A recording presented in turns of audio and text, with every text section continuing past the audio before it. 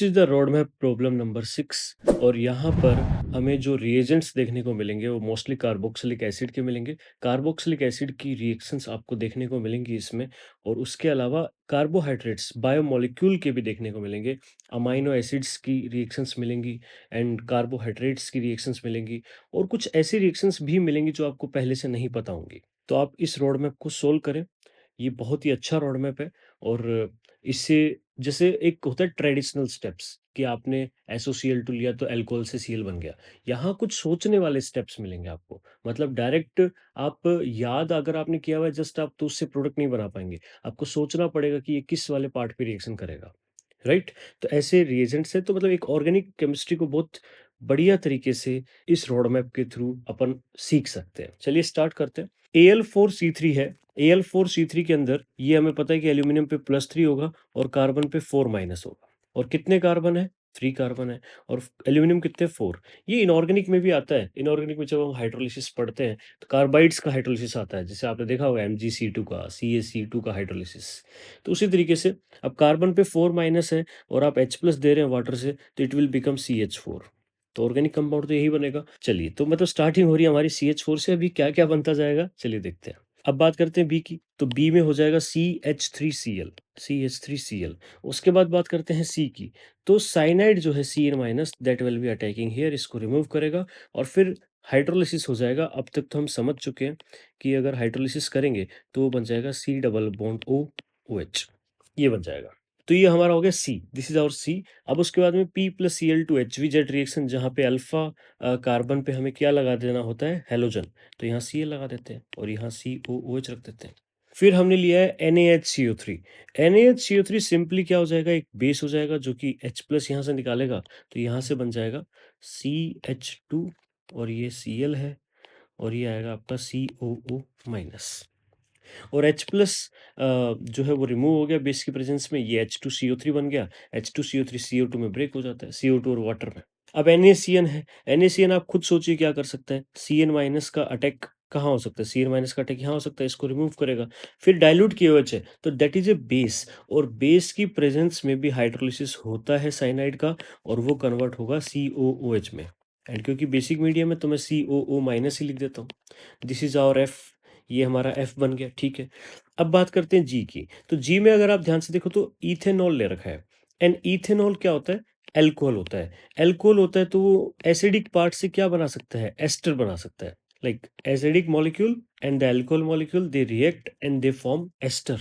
तो यहाँ से बनेगा CH2 C double bond O OET C double bond O OET। This is your G, ये आपका G हो जाएगा। ओके, तो ये बन चुका है G। अब G से स्टार्ट करते हैं। यहाँ पे जो नेक्स्ट रिएजेंट लिया हुआ है ETO-। ETO- क्या करेगा? ETO- अगर यहीं पे अटैक कराते हैं तो यही ग्रुप निकल जाएगा, तो कुछ चेंज ही नहीं आया उसके अंदर। तो यहाँ पे जो हाइड्रोजन्स है ये वाले कार्बन वाले, ये एसिडिक है। क्यों? क्योंकि एक्टिव मिथिलीन है। तो ये O- जो है इस H+ को भी लेके जा सकता है तो CH में माइनस जनरेट हो जाएगा। फिर क्या होगा? PHCH2I ले रखा है तो ये जो CH- है यहाँ अटैक करके इसको निकालेगा तो एज ए न्यूक्लियोफाइल जो है वो अटैक कर देगा। तो what will be J will be this one, CH COOET and here also COOET and this one will be CH2PH। Okay, then के हमें बनाना है। के बनाने के लिए देखो आप ETO- ले रखा है तो फिर से ही अल्फा H निकलेगा, एसिडिक H। फिर Br2 ले रखा है तो Br का अटैक हो जाएगा यहाँ पे और फिर H3O+ ले रखा है तो H3O+ से एस्टर का हाइड्रोलिसिस हो जाएगा और फिर से हमें एसिडिक पार्ट मिल जाएगा। लाइक एस्टर के हाइड्रोलिसिस से एसिड और अल्कोहल मिलते हैं तो CH CH2PH COOH and this one is also COOH, ठीक है। और यहाँ पे लगेगा Br। तो ये के हो गया आपका। उसके बाद में के बाद में भी हमने बहुत कुछ करा रखा है इसमें। हीट कर रखा है और अमोनिया ले रखा है। तो हीटिंग में जब एक कार्बन पे 2 COH आते हैं तो वो बीटा कीटो एसिड के थ्रू CO2 मॉलिक्यूल निकल जाएगा। फॉर एग्जांपल ये अल्फा है और ये beta C double bond OH है। तो एक तरीके से इस कार्बोक्सिलिक एसिड के लिए बीटा कीटो का काम कर रहा है। तो यहाँ से एक COH पार्ट को रिमूव कर देंगे तो क्या बनता है? यहाँ से बनता है Br C PH COOH और यहाँ आ जाएगा NH2। क्योंकि आपने अमोनिया के साथ हीट किया है, तो ammonia will attack here and remove this Br group. तो ये आपका बन जाएगा L and this is a amino acid, ये एक अमीनो एसिड है, ठीक है? अल्फ़ा कार्बन पे आप ध्यान से देखो, वेट यहाँ पर क्या आएगा? सी 2 COH हमने रिमूव कर दिए तो 1 COH बच गया और Br पे अटैक करा है तो Br पे तो न्यूक्लियोफिलिक सब्स्टिट्यूशन हो गया ना, तो Br तो आएगा ही नहीं, Br नहीं आएगा। यहाँ पर हाइड्रोजन आएगा फिर एक। तो ये बन चुका है अपना L बन चुका है ये, दिस इज़ आवर L, ये L बन चुका है, ठीक है? उसके बाद ये जो कंपाउंड है ना, ये निन हाइड्रोजन टेस्ट के लिए यूज़ होता है और अगर आप मेरे को बता सकें, क्या आप कमेंट में टाइप कर सकते हैं इस अमीनो एसिड का नाम?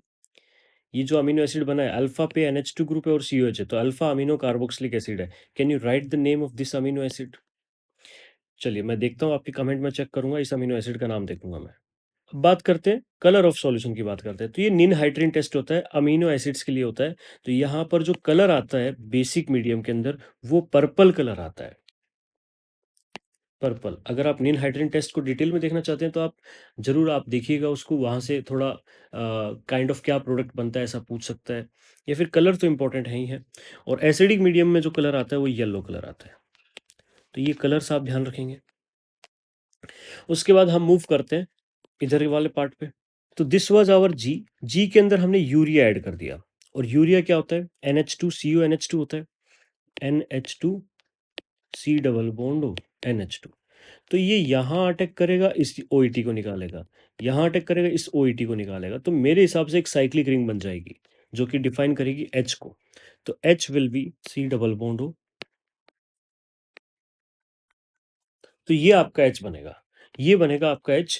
क्योंकि जो ये यूरिया वाला पार्ट था, ये देखो आप इस तरीके से कनेक्टेड है, और बाकी जो 1 2 3 ये जो 3 कार्बन थे इस तरीके से हैं। दिस एक्ट एज ए ट्रांक्विलाइजर, और इस कंपाउंड का जो नेम है वो है बारबीट्यूरिक एसिड, बारबीट्यूरिक एसिड बोलते हैं इसको।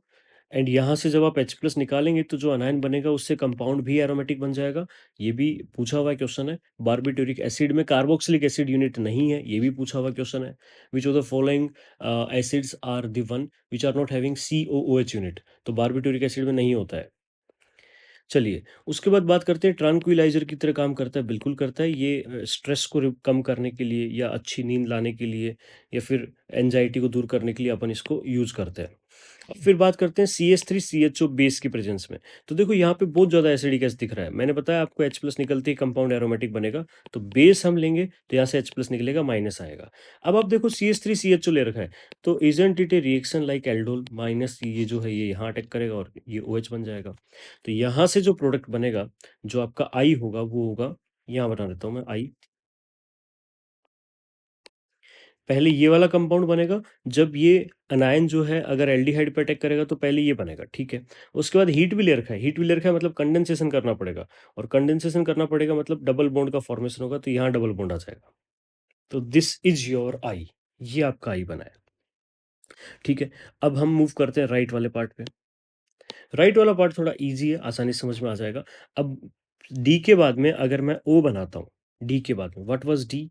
D was this one. आप खुद सोचो क्या हो सकता है? एक्वस केओएच में OH minus will attack and remove this Cl। फिर ETOH ले रखा है, ETOH क्या होता है? अल्कोहल, एसिडिक मीडियम में एसिड से क्या बना देगा? एस्टर बना देगा, COOET बना देगा। फिर डाइबल H ले रखा है, डाइबल H जो होता है ना बेटा, एस्टर को कन्वर्ट करता है एल्डिहाइड के अंदर। तो यहाँ से जो O मिलेगा हमें, तो O will be this one. मैं यहाँ बना देता हूँ O, CH2 and this will B OH and this will B C double bond OH। ये बनेगा आपका O। उसके बाद बात करते हैं P की। तो Ag2O ले रखा है, Ag2O एक तरीके से ध्यान में आ रहा है मेरे को, Ag प्लस है, टोलेंस है, तो यहाँ पे जो एल्डिहाइड है उसको कन्वर्ट कर देंगे हम लोग कार्बोक्सिलिक एसिड के अंदर। तो CH2 OH C double bond OH। अब ये अल्फा हाइड्रोक्सी कार्बोक्सिलिक एसिड बन गया। अल्फा हाइड्रोक्सी कार्बोक्सिलिक एसिड को हीट करते तो डाइमर बन जाता है, और डाइमर बन के क्या प्रोडक्ट बनेगा? This will be your dimer and ये बनेगा आपका P, ये P बनेगा। ठीक है, तो हम P तक पहुंच चुके हैं, ये आपका प्रोडक्ट हो गया है P। उसके बाद O की जो रिएक्शन है वो करा रखी है HiO4 के साथ, तो ये तो आसान है। HiO4 के अंदर क्या होता है, आपका जो CC बॉन्ड है वो ब्रेक हो जाएगा, तो OH दोनों साइड ऐड कर देंगे, तो ये फॉर्मल्डिहाइड बनेगा और ये फॉर्मिक एसिड बन जाएगा। तो एक बनेगा फॉर्मल्डिहाइड, एक बनेगा फॉर्मिक एसिड। अब आप मेरे को बताइए जरा, which one will be Q and which one will be Q dash. Boiling point acid का ज़्यादा आएगा क्योंकि वहाँ पे एच बॉन्डिंग हो जाएगी, और एल्डिहाइड का कम आएगा क्योंकि वहाँ एच बॉन्डिंग नहीं होगी। तो ठीक है, Q dash will be the acid one. ठीक है, उसके बाद बात करते हैं आर की। तो आर क्या बनेगा, where is O, this is O. तो यहाँ पर ओ से एच सी एन की रिएक्शन करा रखी, तो साइनाइड माइनस जो है वो एल्डिहाइड पे अटैक करेगा और ये ओ एच और सी एन लग जाएगा, और फिर उसका हाइड्रोलिसिस हो जाएगा तो सी ओ ओ एच बन जाएगा। तो इसको बनाते हैं, यहाँ पे मैं सी एन लगा देता हूँ, C N and this will be O H and this will be C O O H. तो यहाँ से जो प्रोडक्ट बनेगा वो कुछ इस तरीके से बन जाएगा, योर आर विल बी, क्या आपका आर यही बनेगा? बिल्कुल यही बनेगा। एंड डी और एल कुछ भी हो सकता है, मतलब it can be D, it can be L, उसमें कोई डाउट नहीं है मेरे को। मतलब ये हम बता भी नहीं सकते कि ये कौन सी वाली फॉर्म बनेगी, बट एक कायरल सेंटर है तो ये वाला कंपाउंड बनेगा, this will be your R. अब red phosphorus plus H I अगर आप लेते हैं, तो red phosphorus plus H I क्या करता है, वो कार्बन से जुड़े हुए ऑक्सीजन को हटा देता है, तो 3 कार्बन की चेन बन जाएगी, which will be your propane. तो ये एस टेस बन जाएगा, एस डैश आ जाएगा ये। ठीक है, अब मैं बात करता हूँ आर से एस की, तो एस क्या बनेगा? तो एस के लिए आप देखो यहाँ पे ले रखा है इथेनॉल। ठीक है, तो जो कि इसको कन्वर्ट कर देगा एसिड को एस्टर के अंदर। फिर डाइबल एच ले रखा है, तो डाइबल एच क्या करेगा, फिर से उसको एल्डिहाइड में कन्वर्ट कर देगा, तो ये कार्बोहाइड्रेट बन जाएगा बेटा। तो S will be C H O O H H C H two O H, this will be your S. अब बात करते हैं निकल प्लेटिनम हाइड्रोजन। तो ये क्या करेगा, ये एल्डिहाइड को रिड्यूस कर देगा CH2OH में अगेन। तो टी टी क्या बन जाएगा, टी बन जाएगा CH2OH OH H CH2OH।